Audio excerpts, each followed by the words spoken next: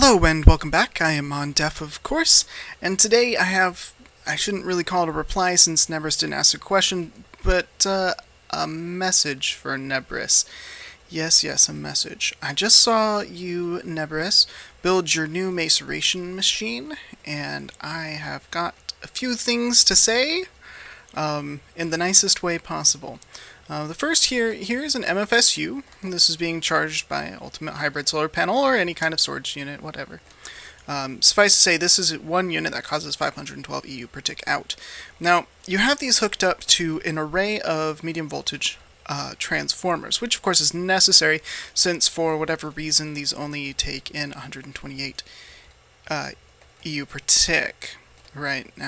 But you have these each one of these hooked up to 4 low voltage transformers, and that is not necessary. If we come over here, we will be able to see that we are creating... Oh, well, yeah, I had this hooked on sideways so that it wouldn't be charging during testing. There we go, charging. Now this will be transferring 512. And this is getting in 512, and of course losing 9 since it's not hooked up to anything.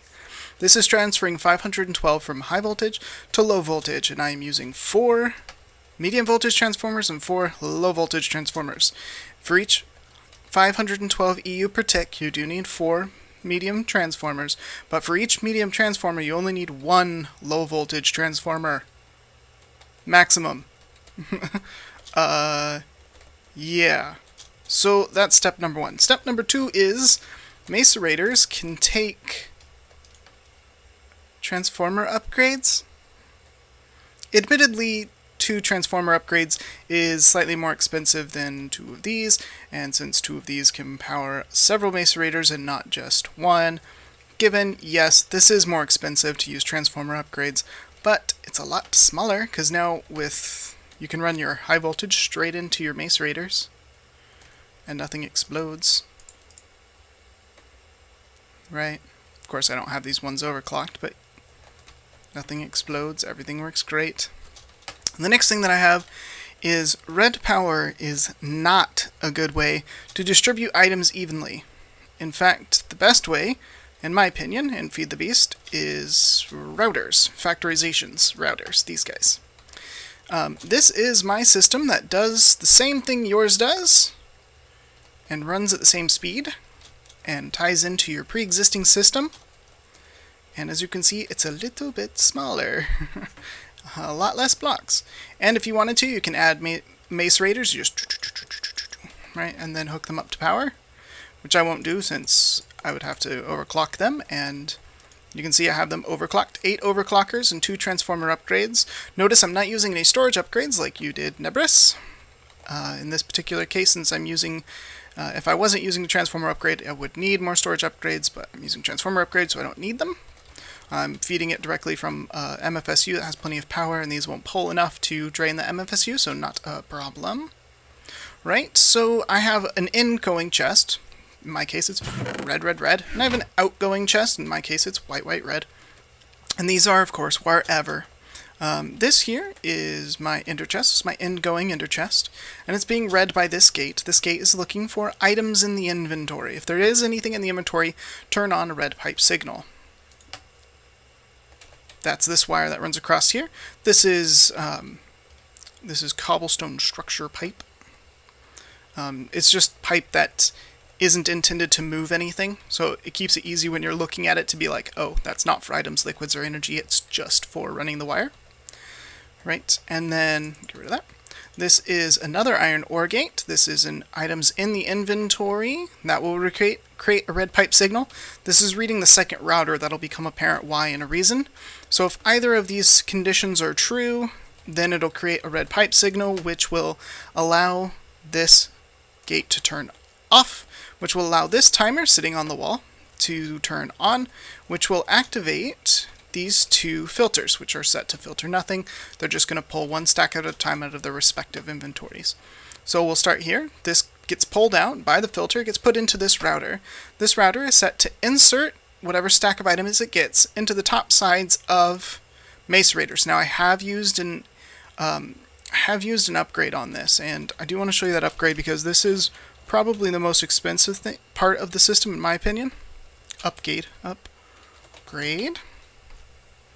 I'm using the machine filter. This is notable because the machine filter's recipe calls for a logic matrix identifier, which requires a logic matrix programmer, and these programmers can only be found in dungeon chests. They cannot be created or crafted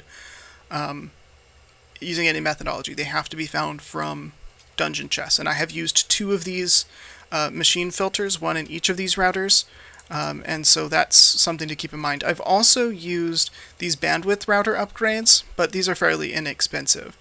4 dark iron, 4 blaze powder, and an egg. Right. Okay. So I'm going to insert into the macerator and bandwidth, which allows it to move stacks at a time. This was the default. This is the I always forget the machine filter, and then the bandwidth.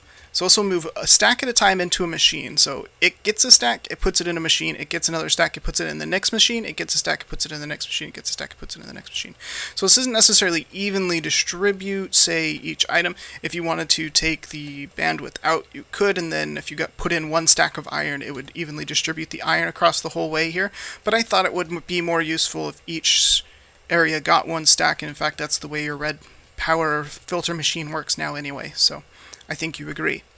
Now, once these have macerated, this router will extract them. And I said from the south sides, it really doesn't matter from the north, east, west.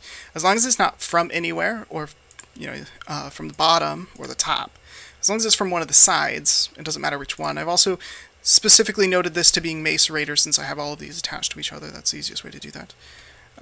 So it's going to extract the outgoing items, and this filter will grab stack at a time out of that and stick it into the ender chest. I also have installed bandwidth on this so that it will empty the entire one before moving on to the next machine. So let's see it in action. I've got a few ores in my inventory. I'm just going to dump them in here, no specific order. Right? You can see this is now turned on, allowing my timer to run. By the way, you were wondering what the CPU load is on these timers. Well, the more time you add to this, so the longer the delay between ticks, the lower the CPU load. So I'll set it to 2 seconds. That's pulling stacks out of here as long as it can. And the router is waiting to distribute those into macerators. In this case, since it has iron in there, it's waiting for iron to be available inside of macerators somewhere, or a free space. See, some of these got other materials. Now this router is grabbing out whole stacks at a time, and then every 2 seconds it's being dumped out into the output chest. So you can see in the very little amount of time how many things that I have macerated. Works great, 100% reliable, no leaking pipes, no ever having a chance for leaking pipe. And it's much more smaller and compact. So anyway, that's my automatic ender chest maceration system. Hope you guys like it. Thanks for watching. I'm Mondef, and I'll see you next time.